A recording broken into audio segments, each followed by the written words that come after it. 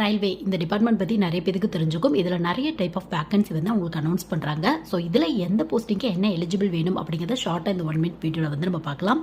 So 10th வந்து நம்ம start பண்ணிடலாம். ஸோ 10th வந்து பார்த்தோம் அப்படின்னா நீங்கள் 10th முடிச்சிருக்கீங்க அப்படின்னா நீங்கள் RBF ரயில்வே ப்ரொடக்ஷன் ஃபோர்ஸ்லேருந்து கான்ஸ்டபிளுக்கான வேகன்சி வருது. ஸோ இந்த எக்ஸாம் வந்து ட்ரை பண்ணி பார்க்கலாம். 10th முடிச்சவங்க ஃபிசிக்கல் ஃபிட்னஸ் இருக்குது அப்படின்னா கண்டிப்பாக ட்ரை பண்ணி பார்க்கலாம். இது மட்டும் இல்லாமல் வந்து பார்த்தோம் அப்படின்னா உங்களுக்கு 10th முடிச்சவங்க குரூப் டி எக்ஸாம்ஸ் வந்து ட்ரை பண்ணி பார்க்கலாம். பட் உங்களுக்கு ரொம்ப அசிஸ்டன்ட் லெவல் போஸ்டிங் தான் போடுவாங்க. இதுவே +2 முடிச்சிருக்கீங்க அப்படின்னா NTPC அப்படிங்கிற ஒரு எக்ஸாம் வந்து நீங்கள் ட்ரை பண்ணி பார்க்கலாம். இதுவே வந்து பார்த்தோம் அப்படின்னா நீங்கள் இன்ஜினியரிங் இல்லை BCA இந்த மாதிரியான டிகிரிலாம் இல்லை டிப்ளமோ இந்த மாதிரிலாம் எடுத்திருக்கீங்க அப்படின்னா ஜூனியர் இன்ஜினியரில் நிறைய டைப் ஆஃப் வேகன்சி வருது. Junior engineer, IT officer, CMA, DMS இந்த மாதிரியான போஸ்டிங்லாம் வரும். ஸோ உங்கள் குவாலிஃபிகேஷனுக்கு தகுந்த மாதிரி இந்த மாதிரி வந்து நீங்கள் சூஸ் பண்ணிக்கலாம்.